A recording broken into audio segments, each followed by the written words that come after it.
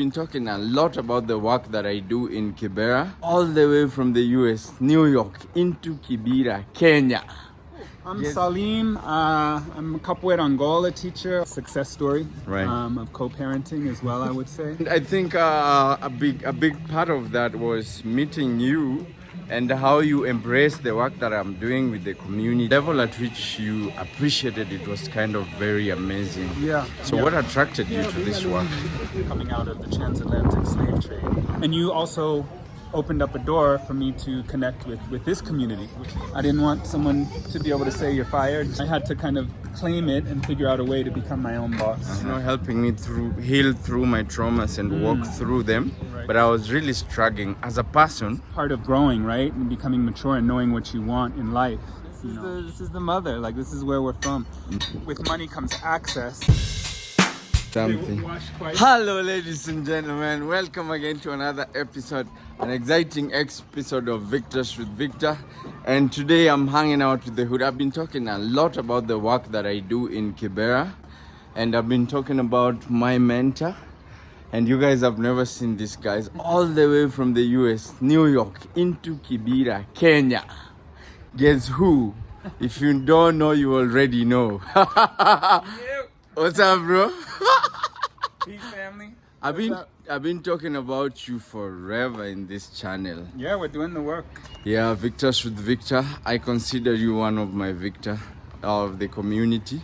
So in this channel, actually, Salim, I know you've got a chance to look at some of the videos. Yeah. But in this channel, I talk about the work I do, mostly to inspire and mentor young people. Yeah. And how that is impacting the community in Kibera. Okay. Introduce yourself, bro. Yeah. Cool. I'm Salim. I'm a Capoeira Angola teacher. Also teach yoga, and been building with this guy around the Nuka Cultural Center, our NGO.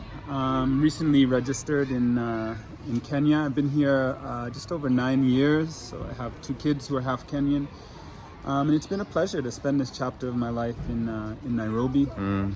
It's home right now. I'm originally from New York area, and I've been doing youth work since a long time. Yeah. For a very long time. Yeah. So you mentioned some of the things, but you're here, man. You were here. Were you here by circumstance, or you always wanted to be here? No, my kid's mom, my ex-wife, is Kenyan, and so we moved here in 2014. Brought the kids over. And right now, we raise them here in Nairobi. We have a great family relationship. Right. So, you know, I think we're a success story of co-parenting as well, I would say.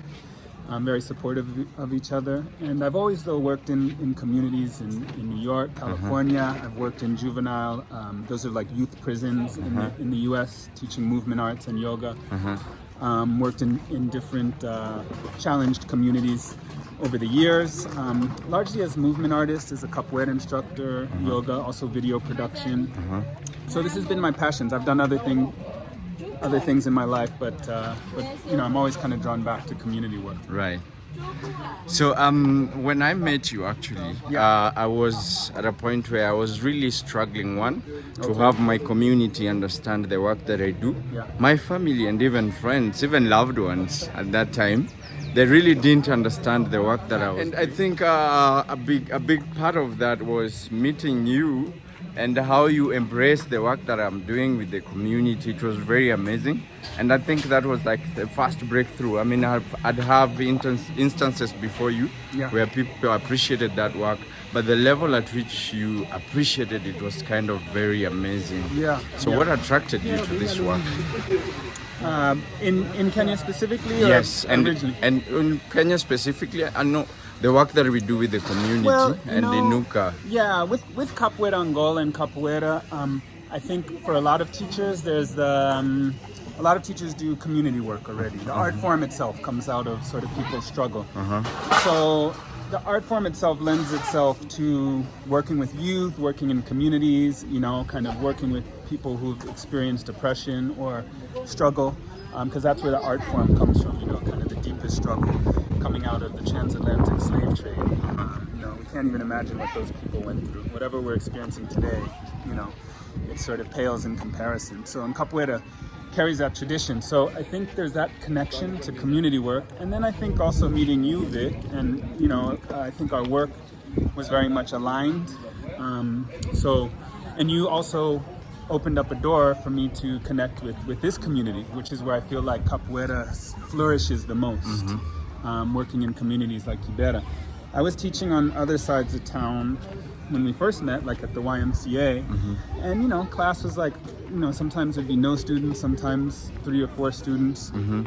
But over the years, as I started working in Kibera, I think the art form really got in the youth. They really, eventually, the kind of hooks got into them. So they really start to kind of feel the art. And right now, things have just opened up in terms of the group being a really beautiful collective of young people. I think they understand the value of the art. They get so much from singing, from doing this activity together, from working in a circle, learning the martial arts aspect and getting the awareness skills, everything Capoeira has to offer. So, you really opened the door for me to come do the work in Kibera. And I think it's being inspired by, the community and just wanting to also contribute some of what has been valuable to me and some of what I've learned through Capoeira. That is really amazing coming from you. Because interesting, I think in this video, one of the things that I wanted to do is give you your flowers.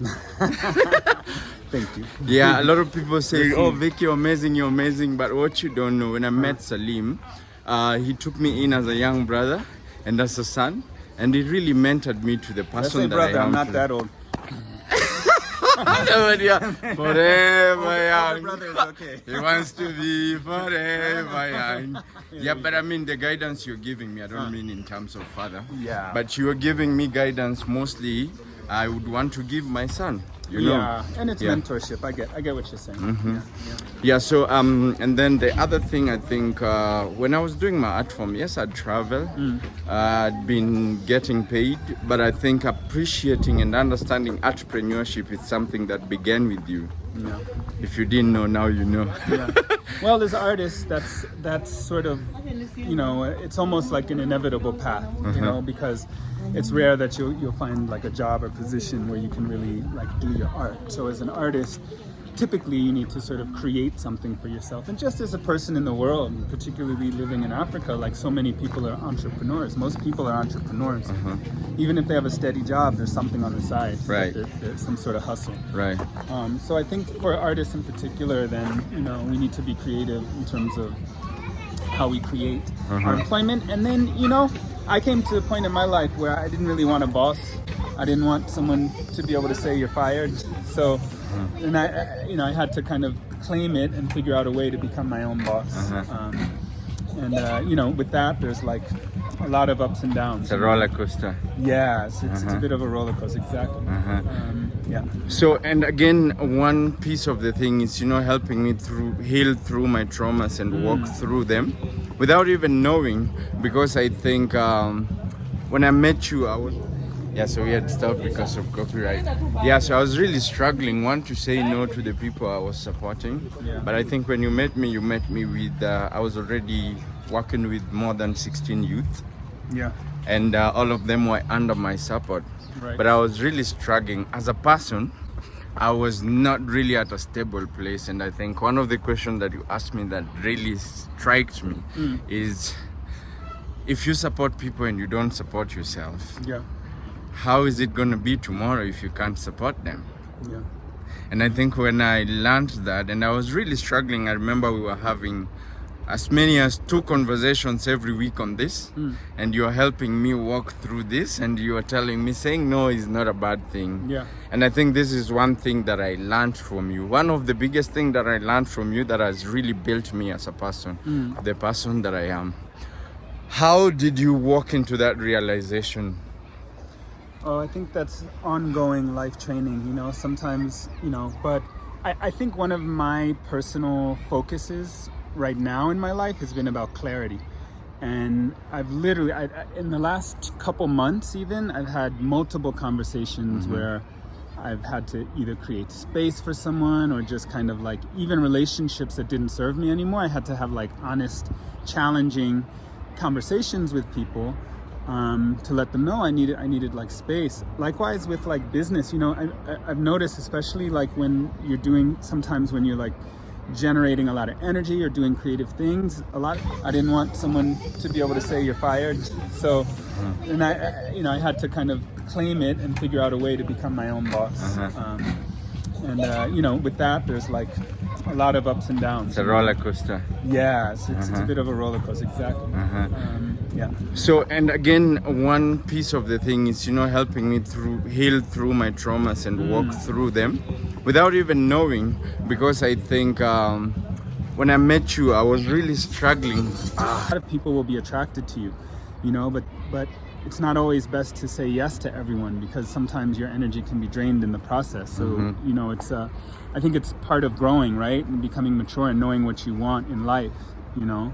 So now I'm 47 years old. I've had some experiences under my belt, and like, you know, I'm not ashamed or scared to tell someone no, or like, no, I can't do that. In fact, like to what you're saying no to someone else is often saying yes to yourself, right? So like, you know, no, I need to prioritize. I have 2 kids. I have to keep a certain focus on the work we're doing, you know, so not everyone is in alignment with that, you know, even if they're doing similar work, you know, so I can't just accept invitations for everyone or think that all collaborations are in the best interest of Inuka or in my best interest. If I'm kind of drained from either a personal relationship or a business relationship, then, you know, it's not kind of benefiting either of the parties involved. So so it's learning that kind of discernment, like who to align with, you know, and I think capoeira is very instructional in terms of kind of reading situations, reading people, you know, before you kind of get too deep into it. So I think that's a skill that I'm constantly building. And I've even, as of recently, I've had challenging conversations with people, letting them know what I can do and being very clear about what I can't do. That's been a big focus of mine. I appreciate you passing that on to me. Yeah. So now talk to us, America to Kibera. Here we are. Hey, it's good to be in Africa, by the way. Say that again. Say that again. Kenyans love to say. By the way. You need to say that again. I don't think they had it. Hey, it's good to be in Africa. By the way. Why is it good to be in Africa? This is the home. This is the mother. Like, this is where we're from. And also, I think that Africa has, I think it has so much to contribute. You know, people are constantly taking from Africa. If we look at different people sort of, you know, investing but really like benefiting all over the continent, you know, and but you know, there's not a lot of people who are really investing themselves. You know, that's why I like being in Kibera, because I feel like it's a reminder to me. It helps me keep my foot on the ground. My head doesn't get too big. I like being around the community. Kind of keeps me humble, whatever I might be complaining or challenged with in my life. You know, I come out and I see these kids who, you know, don't necessarily have that much materially, but they show up for our program, you know, and they benefit so much out of it. So it helps keep me rooted, kind of my feet on the ground. But this continent, this country has so much to contribute, I think, to the world. And, you know, to me, Africa's the future, very much so. A lot of the world knows that. That's why certain people are investing here now. And also someone who's from the African diaspora, like reconnecting with the continent has always been important to me and my family and my community back in the US. So being able to live here now and then even further learn from being here, but also contribute and make some positive change and positive impact on the youth we work with, to me is like so important. Yeah, I know this is a dream come true for you. I mean, we've talked about it, but I'm just curious, when you came to Kenya and even before you met me, you worked with a lot of groups. Yeah. Why Inuka? Well, you know, sometimes things kind of come to you, like you may not be consciously, you know, sometimes you're intentional about doing things and sometimes you kind of plant a seed and then later on that thing sprouts and you're like, oh, that's the thing that I kind of wanted. That's been my experience with Inuka, is that, you know, being able to teach in a community, particularly Capoeira Angol, in a community like Kibera is a seed that I planted literally 20 plus years ago. You know, I first came to Africa, was in Ghana in 95, so it was quite a while ago. and was teaching some capoeira then. But I always held this vision, and being able to also bring this African-based martial art form back to the continent.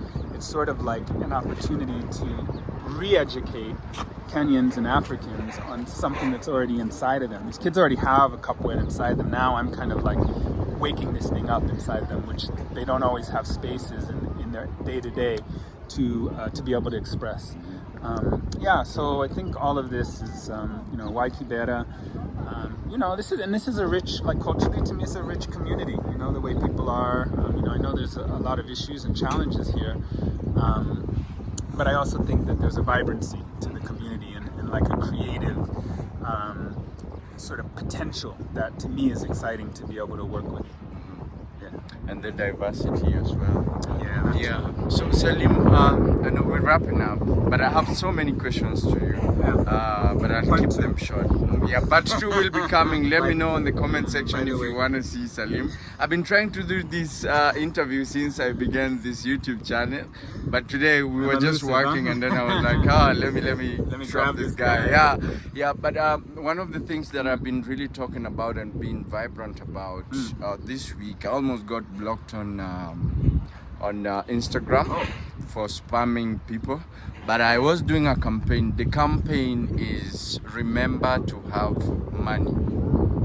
Do you want to talk to our viewers about the importance of money? The importance of money. Well, my thoughts about money is it's important to have control of your own money, so that's again coming back to entrepreneurship. And so, to me it's sort of more valuable to have control of your money than to be making more money, but someone else has control over it. So, and that's true of communities, it's true of individuals. So, but of course, with money comes access.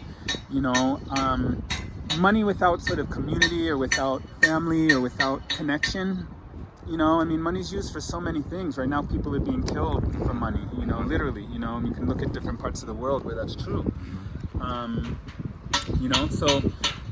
Money in and of itself is used for wonderful things, and it's also used to kill people. That's just the reality. So to me, money itself doesn't have value. It's the value we kind of bring to it. So my interest is creating economy, creating money, entrepreneurship opportunities that are valuable to people and have meaning and also enrich the community. That to me is like the real value of money, is sort of what you're doing with it, not just the money itself. The light is nice. Oh, it's coming. Yeah, that's an interesting perspective.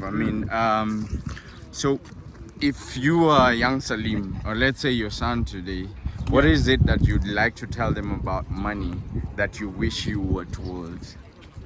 Yeah, well, it's interesting. Yeah, I just so my daughter, she's 14, turning 15 this year. She had the opportunity last term to do like a elective in her secondary school for financial literacy. And we kind of looked through the offerings for electives, and I was like, Aza, you should really consider this financial literacy. And we have a good relationship. So that's what you say to her? It was a recommendation. Yeah. It wasn't like you have to do this. I'm not that way with my kids. I want to guide them and support them, but give them suggestions as well. And she took it. And she would come home and share information with me that she's learning. I'm like, this is stuff, even after uni, I didn't have this information. Oh, in school, they're learning from school. She's at 14 getting this information on, on personal finance, on investing, on, and how to think about saving, like all of these things, and sharing the information with me. And so, for me, like I really want to set my kids up to be able to not just be financially responsible, but think about investment, think about planning, think 30, 40 years down the road. Like I wasn't taught that, these are things I had to kind of figure out on my own, as educated as my parents were, my dad in particular. He wasn't very financially responsible though, in a lot of ways.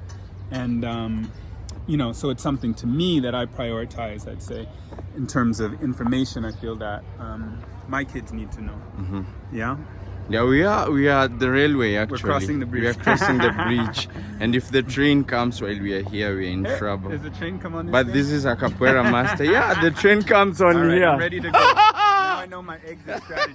Okay. Thanks for informing me. Okay. I'm actually just gonna interview here because we have a good view of the slum as we close. I know you're running come short on of this time. Yes, yes. Okay, we're good. Yeah, so Salim, money is an interesting topic. Yeah. Growing up in Africa, I think we had missionaries who came, misquoted the Bible and told us that money is a bad thing. Yeah. But what I've learned from you today is money is not a bad thing. It's kind of what value is put to it. Yeah, what you that do with makes it. a difference. How you're making it. Yeah, this question I've asked this week with a few people that I've interviewed on different scales. And what I'd like to ask you today, if you were given $25 million, Okay. Jeez. what should you do in order of your priorities? What would I do with 25M USD? 25 M's. It's a good question. You know, I should start visualizing 25 million in my pocket. I visualized a good amount of money, but I haven't visualized that much. I mean, first, I think I'd probably, you know, just on the, not even the selfish, but the family-oriented side, I'd probably have some investments for my kids' mom first, to make sure they're taken care of first.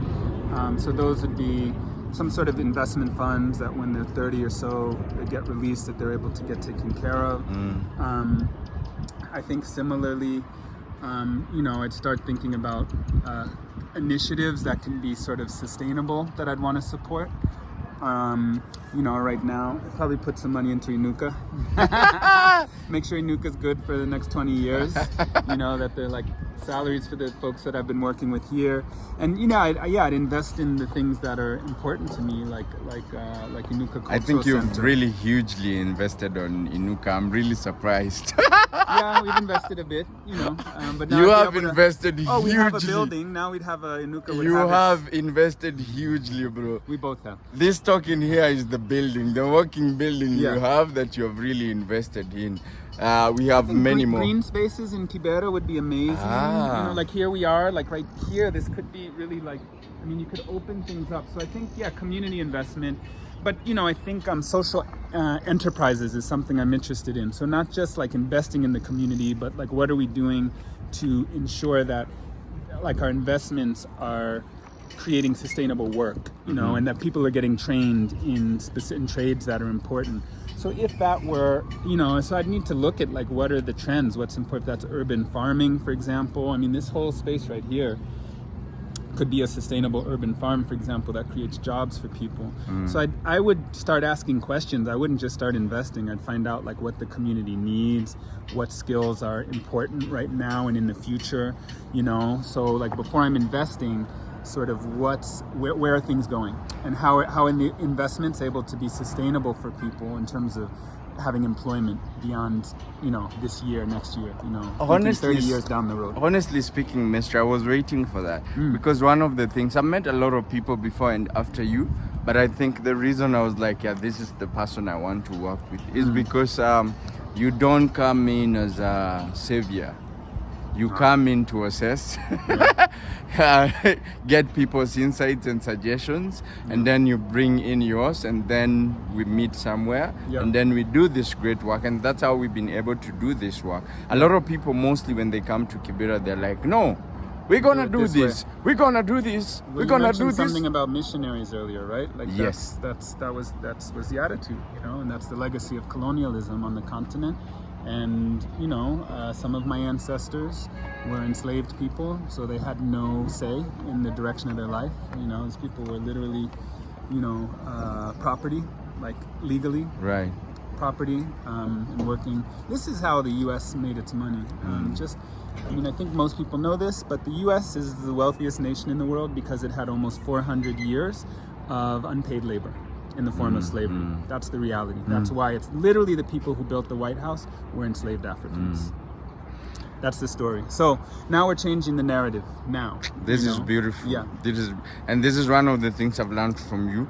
Also, I think one of the biggest things that we really don't learn, and we learn it the hard way, because they say kids learn from observing, is parenting. To be honest, parenting in Africa is a totally different thing, and for me to be a great dad to my daughter, that many say, oh, you're a great dad, I think one of the key pieces and the lessons that I've really learned about parenting is from you.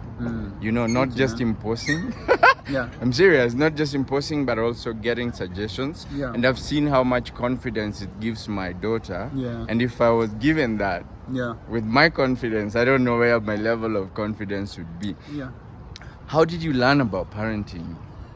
Parenting is on the ground training, man. Is, you know, I mean, yes, okay, we learn things. I know my kid's mom is very, like, kind of sometimes scholastic about her parenting. So, you know, she did a lot of research. But in my experience, it's really been a lot of on-the-job training. So, you know, you're kind of forced into situations parenting, and you've got to respond and figure it out. You know, I think we're you know, for most of us, we're kind of past the model where we're just like, you know, beating submission into our kids, even if our parents did that. You know, I mean, it's sort of common knowledge now that it's traumatic for children. You know, that's not a healthy way to be educating kids, and you know, and it just brings up fear and trauma in kids. So, you know, if we want our children to be resilient, to kind of be able to problem solve, to figure out life for themselves, which they're going to have to do, then those are sort of, to me, the skills that we need to instill. And I think, to me, it's been a process of engaging my children in decisions. You know, it's not, certain things we need to decide for our kids, but I think the more we can talk to them and also get their input, because my kids know so much, they know a lot more, I feel like, than I did at their age. So, like, I want to engage them in conversations. If decisions are being made, then let's talk about it, let's reason on it, instead of like, well, this is just how it is. Because, you know, in a few years, my kids may be out of the house, you know, they're going to need to make these decisions on their own. And if I haven't prepared them well for that, then, you know, it's easy for them to get swayed this way or that way. So, you know, just being able to have them think choices and decisions in their lives, even at this age, I think will lay down a foundation for who they become and how they make decisions as adults. Right. I know my viewers want to watch you. I'm being mindful of time. And so we'll have a second episode. Let us know if you want to have Salim on part 2. But brother, I wanted to give you your flowers for the good work that you're doing with my community. And thank you for choosing my community. Exactly. And thank you for bringing impact in the community. I look forward to having you in part 1. Drop a comment on the comment section. And there's a lady here who wants to talk to Salim. Just so you know the impact that we have in the community. So we are walking by the railway line. This is the view of Kibera, and that lady is actually talking to Salim about the work that we do in the community. Kibera is so huge, a population of I think 500 to 1 million persons, 2.5. What is it?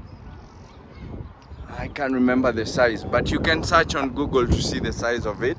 And to be walking with Salim in this side of town and seeing these people want to talk to him explains to you why Salim is on Victors with Victor. This week and this month we are committing to talk about money and financial literacy. Let me know your take on this particularly, and definitely let me know also ideas that you want me to share, people you'd like me to host, certain things that you'd like me to talk about on the channel. Victors with Victor, until I see you again, ladies and gentlemen, appreciate you. Remember to subscribe if you're a new subscriber, okay? If you're new here, please remember to subscribe. And if you are continued support, we really appreciate and celebrate you for everything that you've done to us. Thank you very much for watching and for your continued support. Adios!